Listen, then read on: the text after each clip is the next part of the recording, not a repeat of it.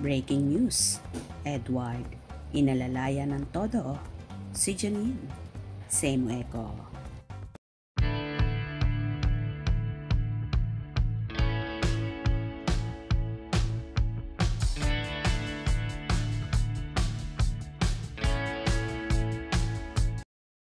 At dahil nga 30 years anniversary nang nagbibigay saya ang Sunday variety show na Asap Natin To, kung kaya naman sandamakmak na pasabog ang ipinakita ng mga host at parte ng naturang show na yon.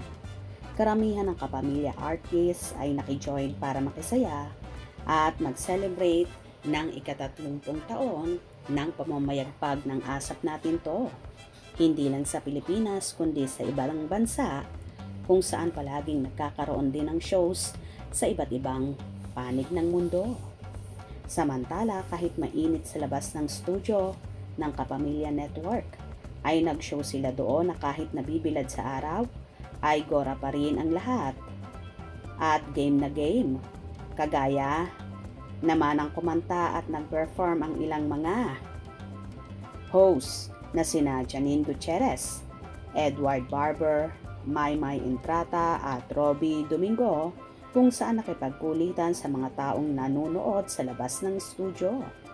Bago pa man sila nag-perform, ay inalalayan na ng todo ni Edward Barber si Janine dahil love na love talaga niya ang actress at kapatiran lang ang turingan nila dito na parang magkakapatid.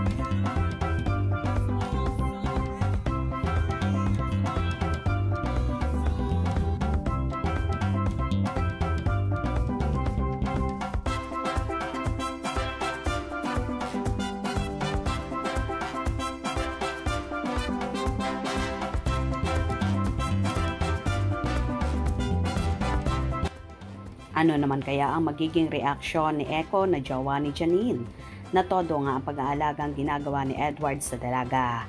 For sure, okay lang naman ito sa aktor dahil walang mali siya ang ginagawa ni Edward. Dahil para sa kanya ay atin niyang itinuturing si Janine at ganito naman ang samahan nila na parang magkakapatid lang ang peg. Narito naman ang ilang komento ng kafanihan. Ang smart talaga ng pretty Janine ko. Love talaga ni Edward si Janine. Kung andyan si Kyle Echari, maalaga din siya. Wow, ang bait naman ni Edward, super inaalalayan niya si Janine. Super pretty at Janine Gutierrez. Ganda at gwapo. Super pretty. Ayos din ang boses ni pretty Janine. Hindi Mickey Mouse ang dating. Angelic na face. Angelic din ang voice ng aking nini. Ang sweet ng mag-ate. Yay, may ayuda. Bait ni Nini, ganda pa. So sweet ni Edward sa ate Janine niya. Kitang-kita naman na lahat ay masaya sa naturang celebration na yon.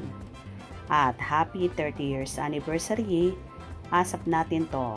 More shows to come and I know, mas marami pa kayong taong mapapasaya. Keep it up, kapamilya.